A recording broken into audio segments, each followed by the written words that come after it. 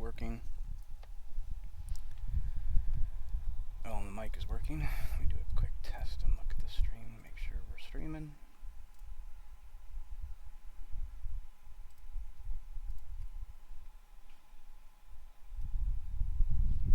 I can see what's happening. Yep, looks good. Alright. I'm not going to wait too much today. I have some things that I want to... Let's see.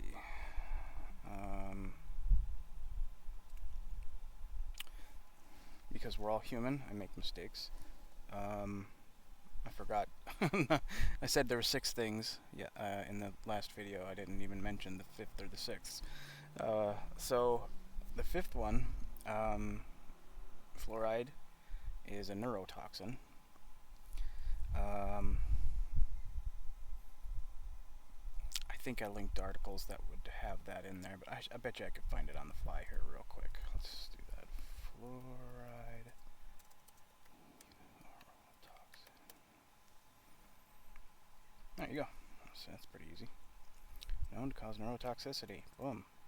And then the last one was endocrine disruptor. There it is. Oh, look at that. It actually touches on what we're going to be talking about today. How about that? What do you know? Wait, what? I searched for fluoride. Other possible fluoride. Huh. That's... wow. Okay. Well, there you go. Now, hold on. I got to link this article to my server here real quick. Always learning, aren't we? That goes in this channel, and we'll respond to this message. Oh, what?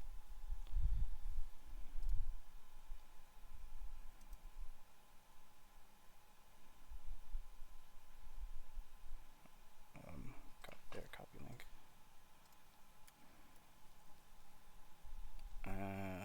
Stupid thing. Go to it. There. Okay.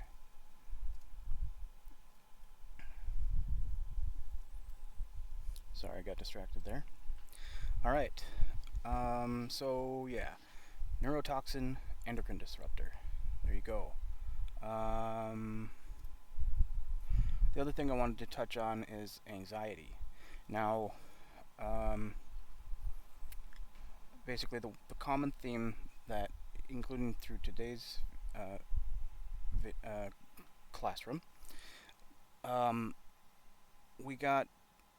there's this common belief that people have something wrong with them. And me being me, I just have to go completely against the common understanding of these things and say that I don't believe that there's something wrong with the people.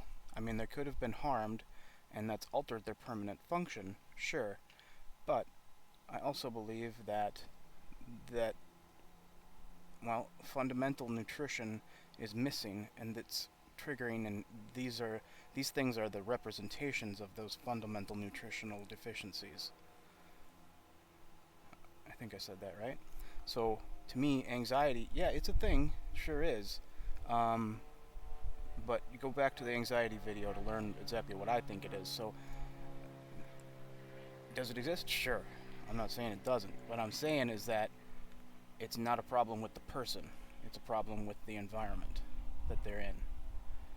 Something's they're exposed to or not being exposed to, potentially. Like, for instance, maybe they're missing some nutrition and that's exacerbating the issue.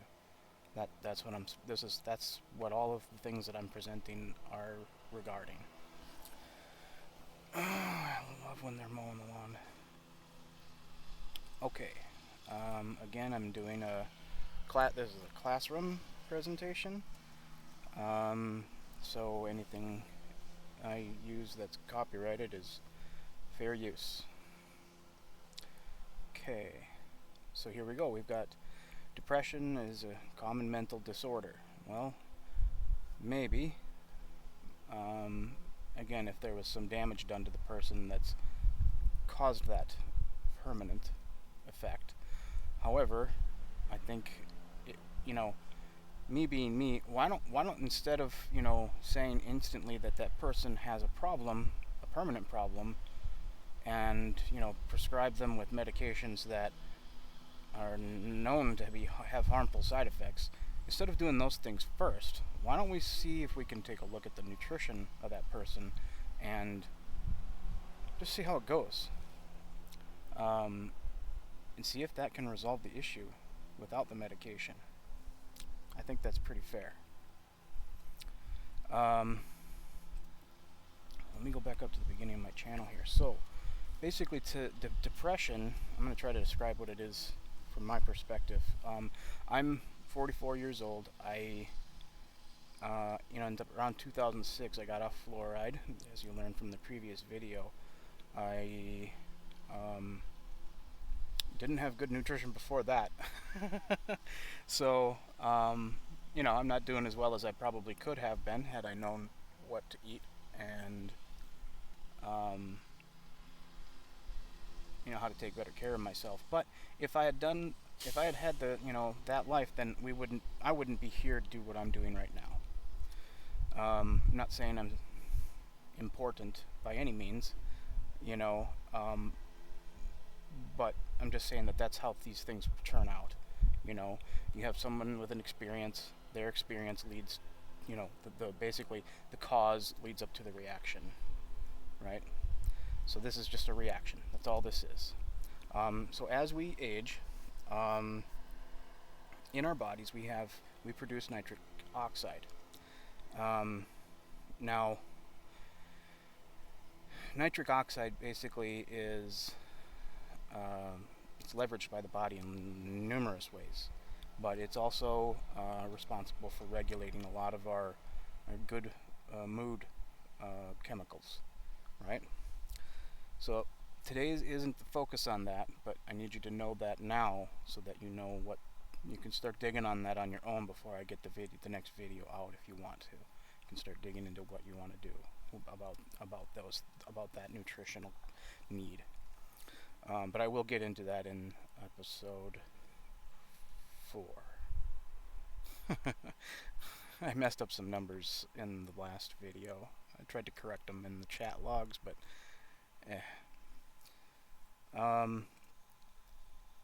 let's see.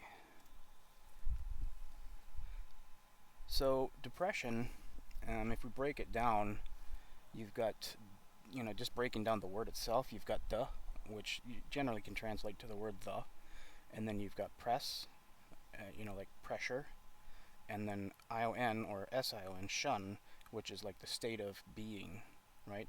The state of the pressure, right? And in my opinion, it's the state of the pressure of your malnutrition, okay? So you need to focus on either correcting your deficiencies or correcting your, what's the opposite of deficient? Excessiveness. Excessive nutrition. And so one thing that you'll know is that, let me see what my first tab is here real quick. Yeah, so we go straight into sugar here. So because you know that nitric oxide, that was kind of a fundamental thing to know before we could get moving forward here, but because you know nitric oxide is related to our feel-good chemicals, what you also need to know in relation to that is if you have a high glucose diet, or you like, pretty much everybody likes sugar. Some people don't, but maybe they inherently kind of know it's bad for you, But what happens is you eat a high glucose diet, and I'm not talking about just, sugar, table sugar. I'm talking about, the big hitters. We're talking about wheat, we're talking about rice, we're talking about corn, and then also like potatoes, anything that's gonna spike your blood sugar, those carbohydrates, right? So they lead to an insulin spike. Now, what you need to know, I think, is it this one? No, this one here, right?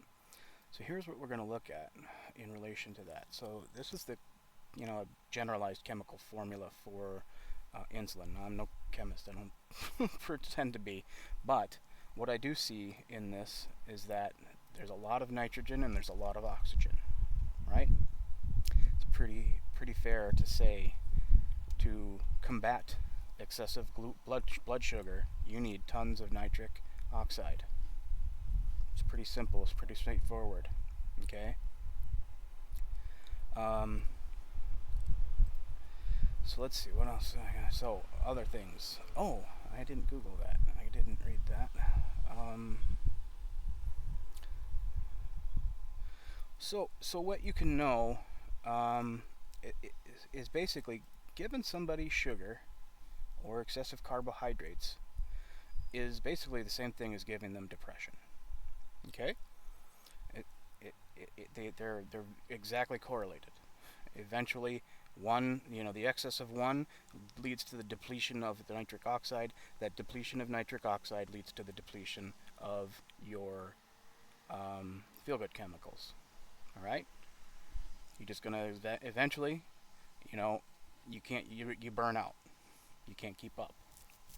Now, I had to keep, it may not happen at a young age, although I believe in individuals I've interacted with, I believe you can have this happening as low as 10 years old, maybe younger. Depends on their diet, of course. If someone's being, basically raised on sugar, yep, you know what's going on there. So I did want to mention this book called Wheat Belly from William Davis. It's a good book.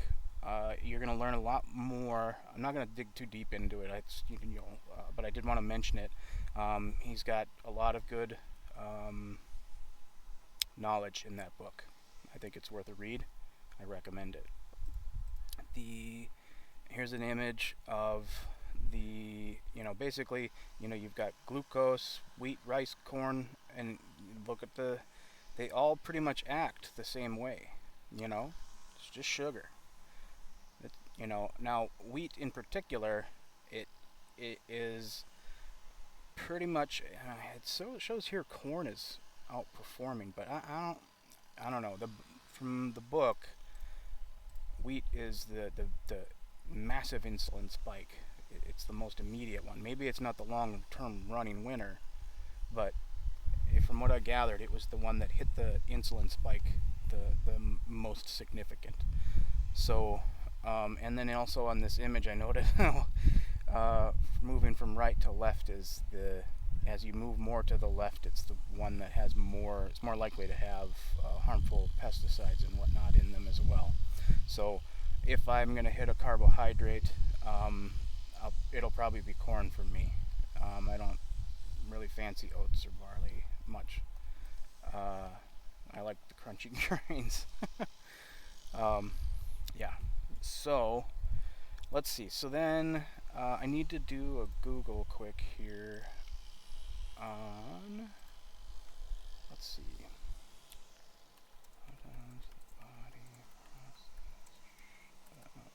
Alcohol.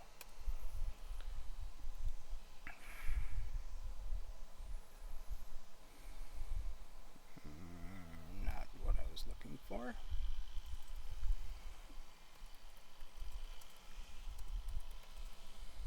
There we go.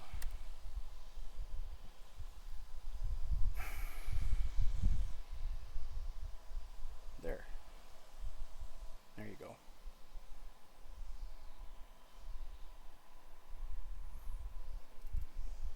It does significantly affect blood sugar levels. So it doesn't turn into sugar, but it affects your blood sugar, right?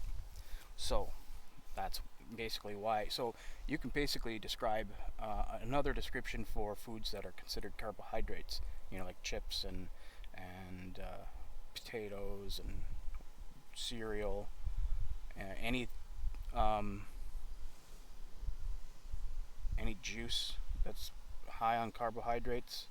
All of those, they're all depressants, just like alcohol, right? That's another way to describe them. They're all depressants. This is my opinion, of course.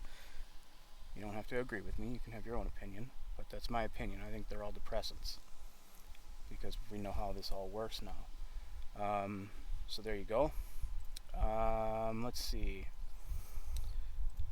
So, what you need to know for depression, if you want to recognize if you've got it, you basically have to look at the symptoms of low nitric oxide. You've got sleeplessness. We'll get into why that's the case.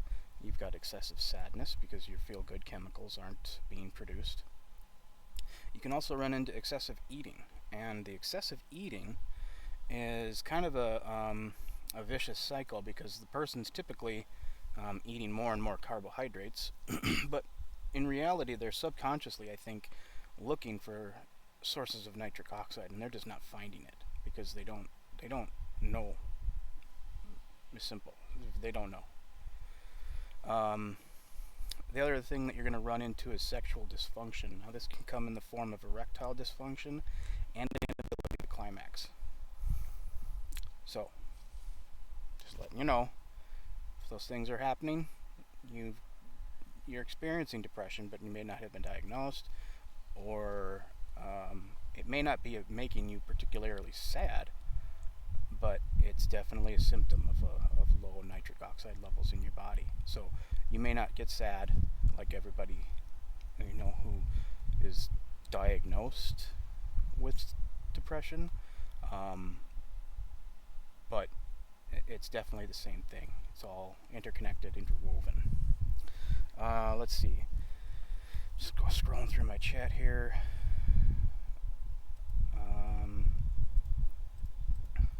Shoot. Clicked on something. I need to unpin that. Where is it?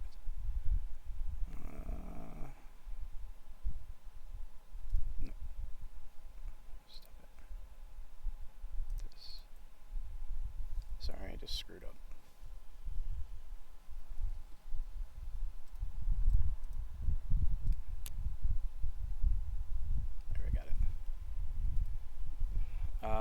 Sorry. Okay, so depression is also related to headaches. Let me see. Where did I put that? This one here. So hypoxia. Depression and hypoxia, I believe they're pretty much related, interconnected. So hypoxia, it may play an important role in primary headaches, right? Your brain is low on oxygen. It's pretty simple. How do you counteract this? So it's the same thing with when you want to try to counter depression. One of the best ways is to get out and just get some exercise. I would recommend, 1 to 3 hours a day of, decently vigorous walking. I think that's pretty significant.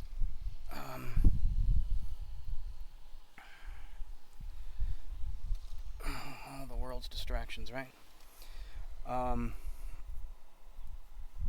So yeah. I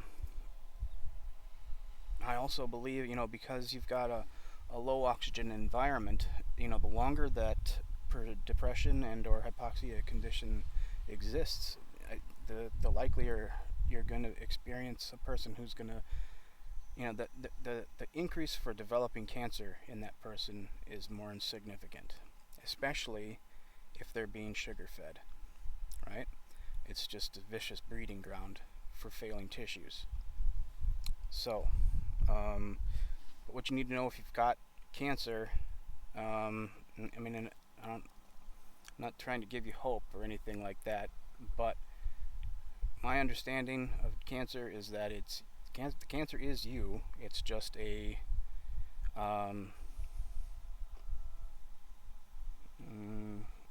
it's a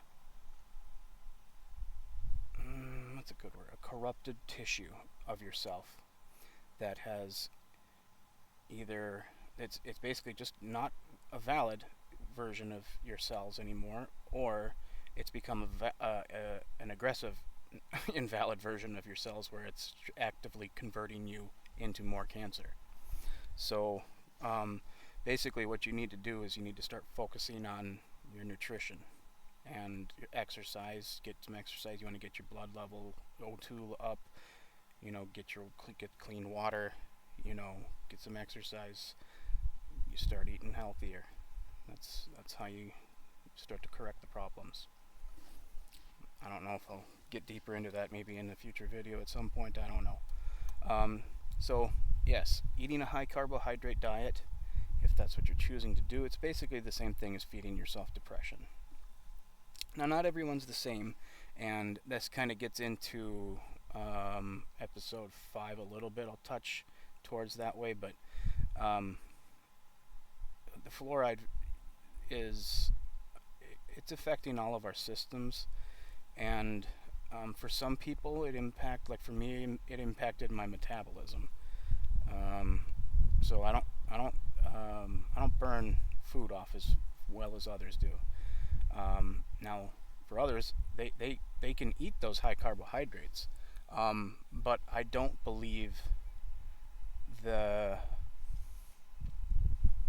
just because a person isn't fat doesn't mean they're healthy. I think that's pretty fair.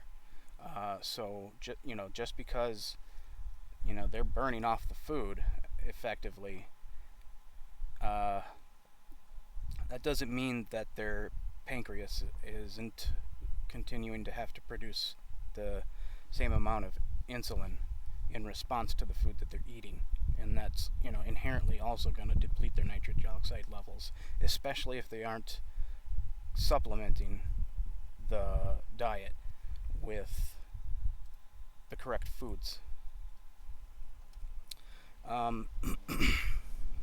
Just checking on the stream every once in a while to make sure it looks healthy. Okay, so let's move on to right here. So obviously, yes, I just talked about this, but nitric oxide is produced in the pancreas, and it contributes to the synthesis and secretion of insulin, right? The other place where you're going to get nitric oxide, well, we'll wait to the other video. So I'm actually going to do a video specifically on that. But I did want to mention and go through this, these quick things that I noted. So you've got your pancreas location on the body, right? And then you've got, pancreatic cancer's symptoms, potentially, is low back pain. So if you've ever seen anybody reaching and grabbing their lower back like that, I know I've done it. That's a signal. It's your body expressing, hey, we've got an imbalance going on. Okay? I'm just going to put these up, but now fasting is an interesting thing. For me, because my metabolism is so low, in video 5 you'll hear about what I'm trying to do to aid that along. But these are up on the screen, so you can just grab a read of them. This generally is what I agree with.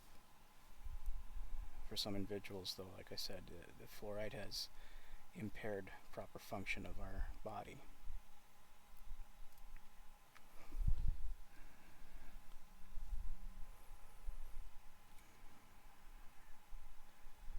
That right there is pretty significant. Okay. Oh, the video. I did want to share that video.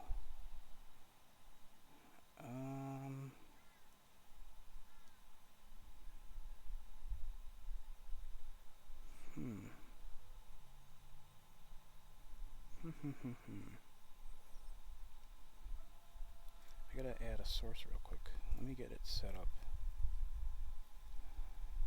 I think I can do this quickly on the fly. I forgot to do that beforehand.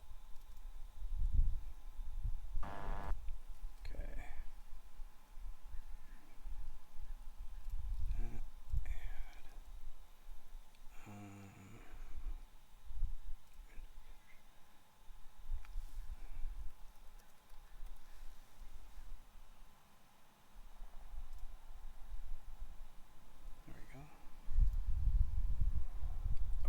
looks like we can see it. I'm going to go ahead and play the video. Hey, good morning everybody in Facebook land. I have a little public safety announcement for everybody. Let's talk about the air that we breathe. This is a little gadget we use here. I'm a union electrician, and sometimes we have to work in confined spaces. This gadget here will read whether or not the air that you're breathing is safe. Okay, it reads oxygen levels, carbon monoxide, methane. If the atmosphere you're working in a enclosed, in an enclosure, a confined space, is not safe, the alarm goes off, and it will tell you basically get out before you die. All right. I'm gonna hold this up in front of my face here a little bit, and it's fine. Nothing happens. The oxygen is fine. Everything is fine. Okay. Now, let's do this here. Let's put on a mask. Now we're going to take the oxygen, or the meter again. We're going to stick it just inside of the mask here. And let's see what happens. I'm just breathing normal. Oh my goodness. Look at that. Look at my oxygen levels. Now they want everybody to wear these masks all day long. Now, if this was happening on my work site, we would have to get out of the confined space immediately because the air that we're breathing is not safe. So now you're going to tell me that wearing this mask all day long is safe? It is not safe for you. It is not safe for your children to wear that mask all day long. So I'm going to tell you what. Stick that up your fact checker, people. They don't work. They might stop droplets from coming out of my mouth, but to wear these all day long, it is not safe for you. People, come on, wake up. These things do more harm to your body than anything else. All right? That's all I got to say, people. Stay safe and live free. All right, so that was a great video.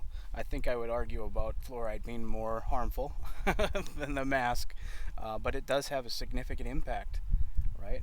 So no masks. Don't do that to yourself. Now, obviously, it relates to exactly what I said. It's gonna be hypoxia, a hypoxic state of the body. You're not going to be getting you're going to be rebreathing your air, and you're not going to be getting fresh O2. Honestly, if you're wearing a mask and you're experiencing headaches, that's why. It's because of the mask. It's really, really sad. Let's see. Oh shit! I closed it. Sorry about that. There we go. Let me get back to that. So,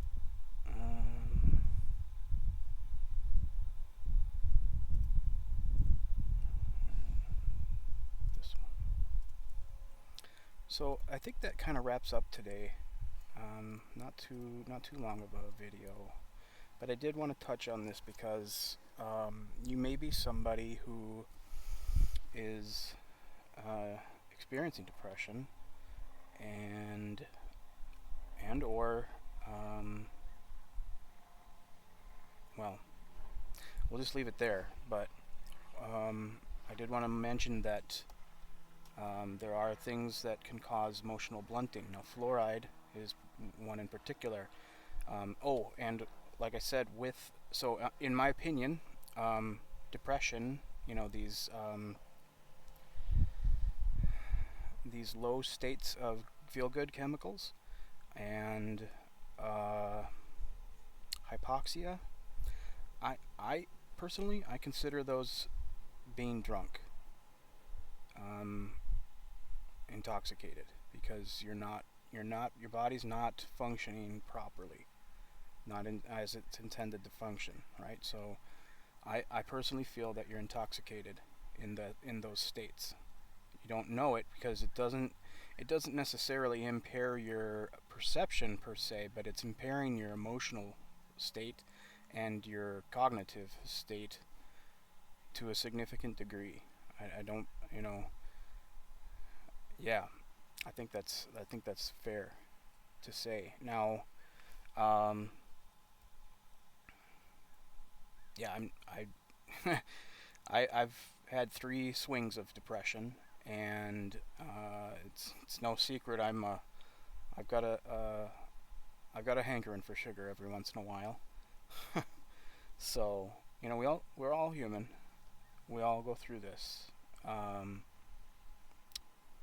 but the more we know, the more we can handle.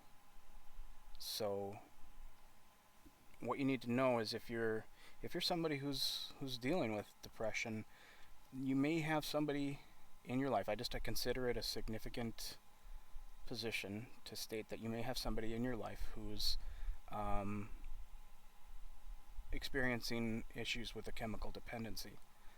I know all of my life, I've had that person in my life, and not the same person every time, but just know that if you can fix your own nutrition, their dependency issues are gonna they're not going to impact you as significantly. You'll be able to process life a little bit better and continue to make those good decisions towards um, maintaining yourself in a good state, right? So, but yeah, fluoride, and our topic for the next video is going to be antidepressants, but they cause emotional blunting. So if you're someone who's depressed, it could be because you're looking for something that the other person's just not available to offer at the current moment because of their dependency, their chemical dependency issues. So I don't know when I'll do another video. Today wasn't the same time last week, Batman, but we'll see you next time.